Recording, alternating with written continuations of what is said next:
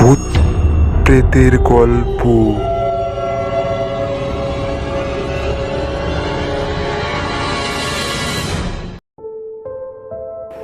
নমস্কার সবাইকে, আশা করছি সবাই ভালো আছেন।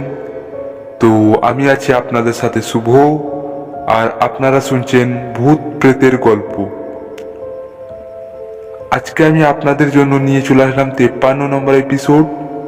আর এই এপিসোডে মাত্র দুটি ঘটনা আছে, আর ঘটনাটি সত্যি মারাত্মক ভয়ের। তো বেশি কথা বলছি না, কারণ ভিডিওটি অনেক বড় হয়ে যাবে সেই কারণে। তো এবার সরাসরি ঘটনায় যাওয়া যাক। ঘটনায় যাওয়ার আগে আমি আপনাদেরকে কিছু কথা বলি যে আপনারাও আমাকে ঘটনা লিখে পাঠাতে পারেন, আপনাদের শোনা কোনো বা আপনাদের জানা কোনো ইউনিক ঘটনা। ডিসক্রিপশন বক্সে আমার হোয়াটসঅ্যাপ নাম্বার দেওয়া আছে, সেখান থেকে লিখে অথবা ভয়েস মেসেজের মাধ্যমে পাঠিয়ে দিতে পারেন। তো আর বেশি কিছু বলছি না, তিনি যেভাবে আমাকে ঘটনা লিখে পাঠিয়েছেন আমি ঠিক সেভাবেই আপনাদেরকে পড়ে শোনাবো। নমস্কার শুভদা, আশা করছি তুমি ভালো আছো। তো ঘটনাটি আমার একটা দাদার সাথে। তো ঘটনাটি আমি আমার নিজের মতো করে বলবো, যাতে আপনার শ্রোতাদের ঘটনাটি বুঝতে সুবিধা হয়। আমি একদিন আমার দাদুর কাছে যাই। তো আমার দাদু একজন তান্ত্রিক ছিলেন। দিয়ে আমি তার বাড়ি যাই, গিয়ে তার কাছে বসে আমি দাদুকে বলি যে দাদু, ভূত বলতে কি এই পৃথিবীতে আদৌ কোনো জিনিস আছে? দাদু তখন আমার দিকে বাঁকা চোখে তাকায়, তাকিয়ে একটা হাসি দেয়, মুচকি হাসি দেওয়ার পর আমাকে বলছে, তুই কি আমার সাথে আর কি করছিস নাকি? তখন আমি বলি, না না, সত্যি বলো না, আমার বিশ্বাস হচ্ছে না যে এই দুনিয়াতে আদৌ কোনো ভূত বলে কোনো জিনিস আছে বা কোনো আত্মা আছে, এরকম কিছু আছে, আমার বিশ্বাস হয় না। এরপর দাদু চুপচাপ খানিকক্ষণ বসে থাকার পর আমাকে বলছে, 4 দিন পর অমাবস্যা আছে। ওই অমাবস্যার রাতে তুই 11টার পর আমার কাছে আসিস। আরো কিছু কথা বলে যে কিছু কলাই ভাজা আর পারলে 1 বোতল মদ নিয়ে আসিস। তো আমি দাদুর কথা মতো ওই অমাবস্যার দিনকে কিছু কলাই ভাজা আর 1 বোতল মদ নিয়ে আসি দাদুর বাড়িতে। দিয়ে এবার দাদু বাড়ি থেকে বেরিয়ে এসে দাদু আমাকে বলছে, চ শ্মশান চ এবার, তাই বলছে। আমি দাদুর পিছনে হাঁটতে ওই শ্মশানে যাই।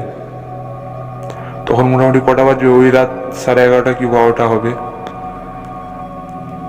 আমি আর দাদু হাঁটতে ওই শ্মশানে গিয়ে পৌঁছে দাদু এক জায়গায় বসে আমাকেও বসতে বলে, আর বলে যে আমার সামনে দিয়ে একজন আসবে, তুই তাকে দেখে ভয় পাবি না, ভয় পাওয়ার কোনো কারণ নেই, আমি তোর সাথে আছি, ঠিক আছে, তাই বলছে। এইভাবে কিন্তু আমাকে বলছে। আমি তো প্রথমে অতটা পাত্তা দিইনি, কারণ আমি ভূত বলতে কোনো জিনিস বিশ্বাস করতাম না।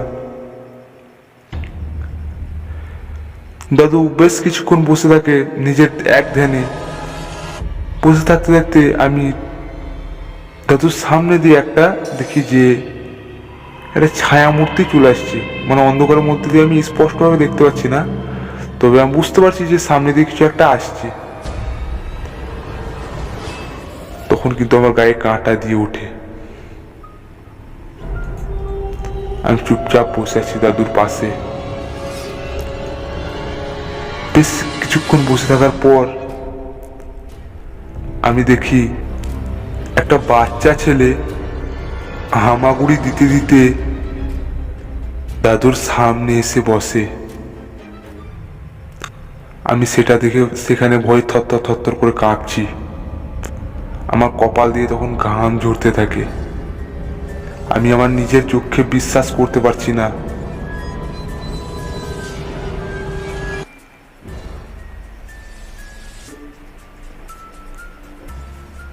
মানে তখন আমার এতটাই ভয় লেগেছে যে আমি জড়সড় হয়ে চুপচাপ বসে আছি দাদুর পাশে। এরপর ওই বাচ্চা ছেলেটা বলছে, বল আমায় কেন ডেকেছিস? দাদু তখন বলছে, একটু কাজ ছিল রে, তাই তোকে আমি ডেকেছি। তুই কি খেতে চাস বল, তোকে আমি তাই দেবো, তাই বলছে দাদু, কিন্তু তাই বলছে। বাচ্চারা বলছে, আমি 3টে শোল মাছ খেতে চাই, তুই আমাকে দিবি? বাচ্চাটা বলছে দাদুকে। দাদু তখন বলছে, আমি তোকে দেবো, কিন্তু আজকে নয়, কালকে দেবো তোকে। আমার একটা কাজ আছে, সেই কাজটা তোকে সম্পূর্ণ করতে হবে।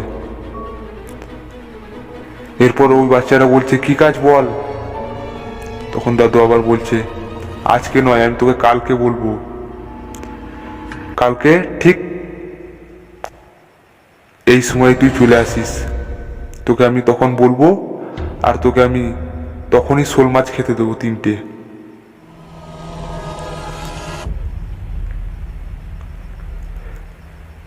এই কথা বলার পর দাদু বাচ্চাটাকে বলে, তুই এখন যা, পরে আসিস, কালকে সময় মতো যেন চলে আসিস। আমি তো এক জায়গায় চুপচাপ স্থির হয়ে বসে আছি আর দেখছি। বাচ্চাটা দেখতে ছিল এরকম যে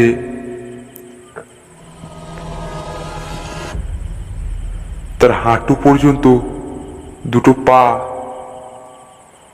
পচে গেছে, আর চোখের মনি বলতে কোনো জিনিস নেই। চোখের জায়গা দুটো কালো অন্ধকার হয়ে আছে।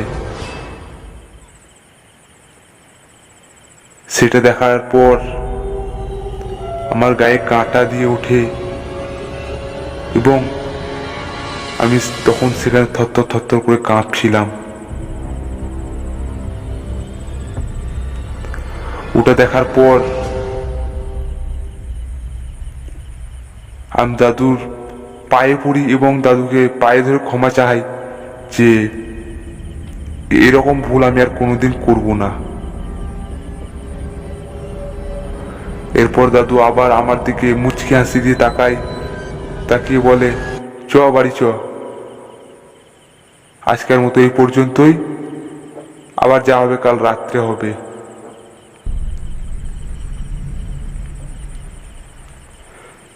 এরপর আমরা বাড়ি চলে আসি দাদু তামাতে।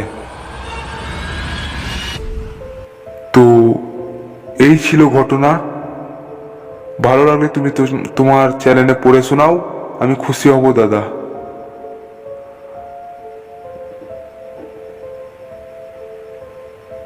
তো কেমন লাগলো বন্ধুরা ঘটনাটি শুনতে? আশা করছি ভালো লেগেছে তোমাদের এই ঘটনাটি। যদি ভালো লাগে তাহলে অবশ্যই লাইক এবং কমেন্ট করে জানাবেন, আর চ্যানেলে নতুন হলে চ্যানেলটাকে অবশ্যই সাবস্ক্রাইব করবেন। তো বেশি কথা বলছি না, সরাসরি দ্বিতীয় ঘটনায় যাওয়া যাক। তো যিনি ঘটনা পাঠিয়েছেন তিনি তার নাম এবং ঠিকানা বিশেষ কারণবশত বলেননি, তাই আমি তার নাম এবং ঠিকানা বলছি না। তো তিনি ঘটনাটি আমাকে হোয়াটসঅ্যাপ ভয়েস মেসেজের মাধ্যমে ঘটনাটি পাঠিয়েছেন, আর তিনি যেভাবে পাঠিয়েছেন, আমি বলে পাঠিয়েছেন, আমি ঠিক সেভাবেই আপনাদেরকে বলে শোনাবো। ঘটনাটি ঘটেছিল বীরভূমের কোনো একটি গ্রামে, আর ঘটনাটি ঘটেছিল আমার নিজের দিদার সাথে, মামাতো বাড়ির দিদার সাথে। তো ঘটনাটি আমি আমার নিজের মতো করে বলবো, যাতে আপনাদের ঘটনাটি বুঝতে সুবিধা হয়, সেই কারণে। আমি কোনো একদিন পুকুরে স্নান করছি। এবার গরম পড়েছে প্রচন্ড পরিমাণে। আমাদের বাড়ির সামনে একটা পুকুর আছে, ওই পুকুরে আমি স্নান করছি। এবার আমার স্নান করা হয়ে যায়। স্নান করা হয়ে যাওয়ার পর আমি পুকুর থেকে উঠে আসি। উঠে এসে আমি আমার গা হাত পাগুলো মানে গামছা দিয়ে মুছছি আর কি। তো আমি দেখি একটা 8 থেকে 10 বছরের বাচ্চা ছেলে আসে, এসে আমাকে বলে যে তোমার চান হয়ে গেল? তো আমি তখন ওই বাচ্চাটাকে বলছি হ্যাঁ আমার চান হয়ে গেল, আমি এবার বাড়ি যাবো।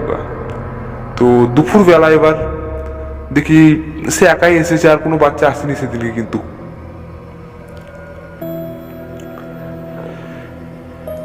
দিয়ে আমি চান টান করে এবার বাড়ি পালিয়ে আসি। এবার সে বাচ্চাটা কিন্তু স্নান করতে লাগে ওই পুকুরটাতে। আমি বাড়ি পৌঁছাই। বাড়ি পৌঁছে আমি আমার জামা কাপড় চেঞ্জ করছি আর কি, মানে পরতে আরম্ভ করেছি যে জামা কাপড় পরবো, পরে এবার ভাত টাত খাবো আর কি। ঠিক তখনই আমার কানে ওই বাচ্চাটার আওয়াজ ভেসে আসে, চিৎকার করছে। চিৎকার করে বাচ্চাটা চিৎকার করে ওঠে আর কি। তো আমি বাড়ি থেকে দৌড়ে বেরিয়ে আমি ওই পুকুরের দিকে দৌড়াতে থাকি। দৌড়ে বেরিয়ে পুকুরটার কাছে যাই, গিয়ে দেখি যে ওই বাচ্চাটা জলে ডুবে আছে। ডুবে আছে বলতে কিরকম ভাবে জানো, তার পিঠের অংশটুকু শুধু দেখা যাচ্ছে, আর বাচ্চাটা ডুবে আছে পুকুরের মাঝে। তো আমার মতো আমাদের পাড়ার যে প্রতিবেশী আছে তারাও কিন্তু ওই বাচ্চার চিৎকারটা শুনতে পেয়ে বাড়ি থেকে দৌড়ে বেরিয়ে আসে। এসে দেখে যে বাচ্চাটা ওই জলে ডুবে গেছে। তো আমাদের পাড়ার কিছু লোক এবং আমি সঙ্গে সঙ্গে ওই পুকুরে ঝাঁপ দিয়ে বাচ্চাটাকে উপরে তুলে নিয়ে আসি। তুলে নিয়ে আসার পর আমরা যখন বাচ্চাটাকে দেখি, আমরা সেটা দেখে অবাক হয়ে যাই। আমি দেখি যে বাচ্চাটার পায়ে মাংসগুলো কিছুতে যেন মনে হচ্ছে কামড়ে কামড়ে খেয়ে নিয়েছে। আর তার মাথাটা বেঁকে গেছে।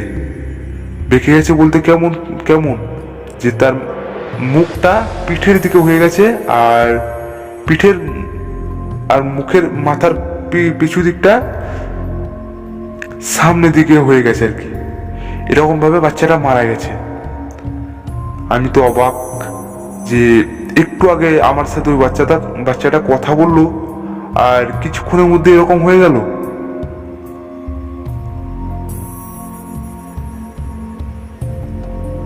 আমি কিছুক্ষণ অবাক দৃষ্টিতে তাকিয়ে থাকি ওই বাচ্চাটার দিকে, ভেবে পাই না যে এটা কি করে হয়ে গেল। এরপর ওই বাচ্চাটার সমস্ত কাজ সম্পূর্ণ করে আমরা বাড়ি আসি।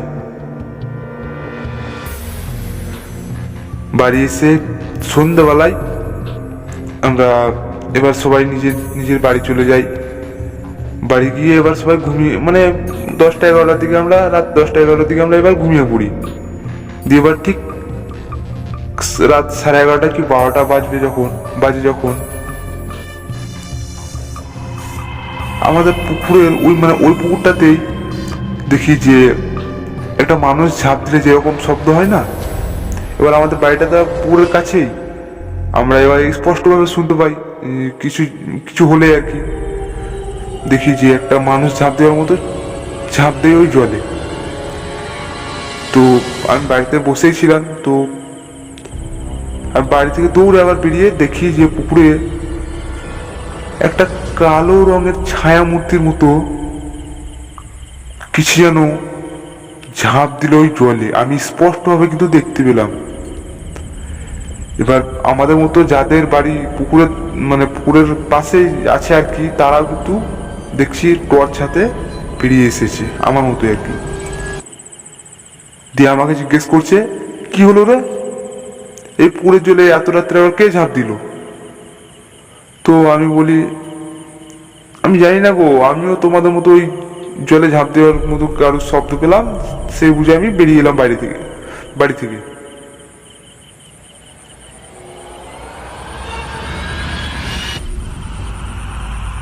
এবার আমরা সবাই মিলে কিন্তু এবার ওই পুকুরটার চারিদিকে ঘুরে ঘুরে দেখি যে কেউ পুকুরে জলে পড়ে গেছে কিনা। তো আমরা বেশ কিছুক্ষণ ঘোরাঘুরি করার পরও কাউকে কিন্তু আমরা দেখতে পাই না। এবার আমাদের মনে একটা আতঙ্ক জাগে যে এই পুকুরটা আবার কি রকম পুকুর রে ভাই, এই আজকে আবার একটা বাচ্চা এরকম ভাবে মারা গেল, আবার এত রাত্রে আবার পুকুরের জলে আবার কে ঝাঁপ দিচ্ছে। তো আমরা আর বেশি কিছু চিন্তা ভাবনা না করে এবার আমরা সবাই কিন্তু নিজের বাড়ি চলে আসি।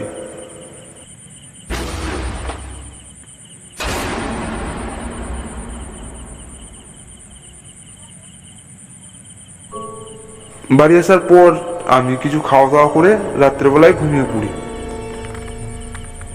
এরপর সকালবেলায় আমি যখন ঘুম থেকে উঠি দেখি যে আমাদের ওই পুকুরে বড় বড় মাছ, মানে বড় বড় মাছের মাথাগুলো, বডিগুলো কিন্তু কিছুতে খেয়ে নিয়েছে, আর মাথাগুলো কিন্তু ভাসছে। মোটামুটি অনেকগুলো মাছ ওরকম ভাবে পড়ে আছে। তো আমরা প্রথমে ভাবি হয়তো যে কোনো কিছু পুকুরের মধ্যে আছে, সে বড় প্রাণী হয়তো, তাই মাছগুলো খেয়ে নিচ্ছে আর কি। আমরা প্রথমে অতটা পাত্তা দিই না। তো বেশ 3-4 দিন ওরকম ভাবেই, ওই রাত সাড়ে 11টা কি 12টা হবে, প্রতিদিনই মানে 1 সপ্তাহ মতো কিন্তু সেই পুকুরের জলে কেউ যেন ঝাঁপ দিচ্ছে, মানে আমরা কিন্তু স্পষ্টভাবে শুনতে পাই। এরপর 1 সপ্তাহ পর আমরা কিন্তু এবার আমাদের ভয় করতে আরম্ভ করে যে এই পুকুরে কিছু একটা ব্যাপার আছে। এরপর থেকে আমরা রাত্রেবেলায় কিন্তু কেউ বের হতাম না, ওই পুকুরের দিকে কেউ যেতাম না। যে প্রতিদিন রাত্রেবেলায় ঠিক একই সময়ে ওই জলে ঝাঁপ দেওয়ার শব্দ শুনতে পাচ্ছি, কিছু তো একটা ব্যাপার আছে। আমরা কিন্তু আর কেউ বাড়ি থেকে বের হতাম না রাত্রেবেলায়। এবার একদিন আমরা সবাই, আমাদের পাড়ার সবাই এক জায়গায় জড়ো হয়ে আমরা ঠিক করি যে একটা তান্ত্রিক আমরা ডেকে নিয়ে আসবো। ডেকে নিয়ে এসে পুকুরটা দেখাবো যে পুকুরে কিছু গন্ডগোল আছে কিনা। এবার কথা মতো আমরা একটা তান্ত্রিক ডেকে নিয়ে আসি। তান্ত্রিক ডেকে নিয়ে আসার পর ওই তান্ত্রিকটা পুকুরের চারিপাশটা ঘুরে ঘুরে দেখে। দেখার পর তান্ত্রিক আমাদেরকে জানায় যে এই পুকুরে একটা জিন আছে। তান্ত্রিক এই কথাও বলে যে ওই জিনটার ধন সম্পত্তি এই পুকুরের মধ্যে কোথাও আছে, এবং ওই জিনটা সেই ধন সম্পত্তিগুলোকে নিজেই স্বয়ং রক্ষা করছে। এরপর আমরা একটু চিন্তিত হয়ে পড়ি এবং আমরা তান্ত্রিককে এই কথাও জিজ্ঞেস করি যে এর কি কোনো ব্যবস্থা হবে, মানে এই জিনটাকে তাড়ানোর এখান থেকে। তো ওই তান্ত্রিকটা বলে হ্যাঁ, একটা উপায় আছে, তবে আমি একবার চেষ্টা করে দেখব সে এখান থেকে যায় কিনা। এই কথা বলার পর তান্ত্রিক বলে আমি 2 দিন পর আসছি এবং আমি এর কিছু একটা ব্যবস্থা করবো, তাই বলছে। এই বলে তান্ত্রিক সেখান থেকে পালিয়ে আসে। এরপর আমরা গ্রামের লোক মিলে কি করি যে পুকুরটাতে অনেকগুলো মেশিন, মানে জল তোলা মেশিন আমরা লাগিয়ে মানে আমরা এবার পুকুরের সম্পূর্ণ জল মেরে ফেলবো আর কি। যে তান্ত্রিক বলেছিল আমাদেরকে যে পুকুরের জলটাকে মারতে হবে, তাই বলেছিল আর কি। সেই হিসেবে আমরা কিন্তু পুকুরের জলটা মারবো এবার। দিয়ে আমরা অনেকগুলো মেশিন লাগিয়ে পুকুরের জলটা যখন আমরা প্রায় মেরে ফেলি, তো পুকুরের মাঝখানে যে একটু জল জমেছিল, ঠিক আছে, সেখানে আমরা যাই, মানে পাড়ার কিছু লোক যাই, গিয়ে দেখি যে ওই পুকুরের মাঝখানে একটা কুয়োর মতো জায়গা আছে। তো আমরা সেই জায়গাটাকে একটু ভালো করে দেখি যে সেই জায়গাটা নাই, অনেক খাল আছে আর কি। এবার আমরা কি করি, কোদাল নিয়ে এসে ওই জায়গাটা ভালো করে খাল করে দেখি যে কতটুকু খাল আছে। আমরা বেশ কয়েকজন ওই খালটুকুতে কোদাল দিয়ে খাল করতে থাকি। দেখি যে একটা বড় খাল হয়ে মানে কুয়োর মতো বড় খাল হয়ে আছে, কিন্তু পুকুরের নিচে আরেকটা পুকুর আছে, এবং ওই জিনটা ওই পুকুরের নিচেই তার ধন সম্পত্তি রেখে দিয়েছে লুকিয়ে।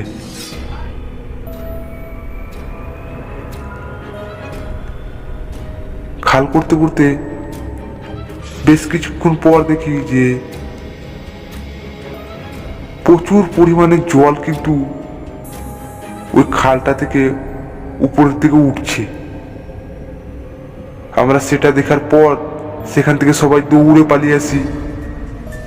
পালিয়ে এসে আমরা পুকুর থেকে উঠে পাহাড়ের উপরে উঠে পড়ি, এবং তান্ত্রিককে আমরা আবার ডাকার পর তান্ত্রিককে সব ঘটনা খুলে বলি। বলার পর তান্ত্রিক বলে যে এই জিনটাকে আমি তাড়াতে পারবো না, আমার থেকেও যে বড় আছে তান্ত্রিক তাকে তোমরা ডেকে নিয়ে আসো এবং সে এই কাজটা সম্পূর্ণ করতে পারবে। এরপর আমরা অন্য একটা তান্ত্রিককে ডেকে নিয়ে আসি, এবং ডেকে নিয়ে আসার পর সে সম্পূর্ণ কাজ সম্পূর্ণ করে। সম্পূর্ণ করার পর তান্ত্রিক আমাদেরকে জানায় যে এই জিনটা এই পুকুর ছেড়ে এখন পালিয়ে গেছে, এবং কুয়োটা এই পুকুরের মধ্যেই রয়ে যাবে, আর এই পুকুরের জল কোনোদিনও মরবে না। আর একথাও বলে তান্ত্রিক যে ওই বাচ্চাটাকে নাকি ওই জিনটা মেরে ফেলেছিল, এবং ওই বাচ্চাটাকে সে তার নিজের সাথেই নিয়ে চলে গেছে। তো তান্ত্রিক কথা বলে, এবং বলার পর আমরা এবার একটু শান্ত হই। শান্ত হওয়ার পর আমরা এবার সবাই নিজের বাড়ি চলে আসি। বাড়ি আসার পর দেখি রাত্রে আর কোনো কারোর জলের মধ্যে ঝাঁপানোর শব্দ আর আমরা পেতাম না। তো এখন তো আর কোনো অসুবিধা হয়নি, তবে জানি না পরবর্তীকালে অসুবিধা হবে কি না। তো এই ছিল ঘটনা। ভালো লাগলে তুমি তোমার চ্যানেলে পড়ে শোনাও, আমি খুশি হব দাদা। তো কেমন লাগলো বন্ধুরা ঘটনাটি শুনতে? যদি ভালো লাগে তাহলে অবশ্যই লাইক এবং কমেন্ট করে জানাবেন, আর চ্যানেলের নতুন হলে চ্যানেলটাকে অবশ্যই সাবস্ক্রাইব করুন। আর হ্যাঁ, আর একবার মনে করিয়ে দিই আপনাদেরকে যে আমাকে আপনারাও ঘটনা লিখে পাঠাতে পারেন, আপনাদের শোনা কোনো বা আপনাদের জানা কোনো ইউনিক ঘটনা। ডিসক্রিপশন বক্সে আমার হোয়াটসঅ্যাপ নাম্বার দেওয়া আছে, সেখান থেকে লিখে অথবা ভয়েস মেসেজের মাধ্যমে পাঠিয়ে দিতে পারেন। তো আজকের মতো এই পর্যন্তই, আবার দেখা হচ্ছে ঠিক রবিবার রাত 9টার সময়।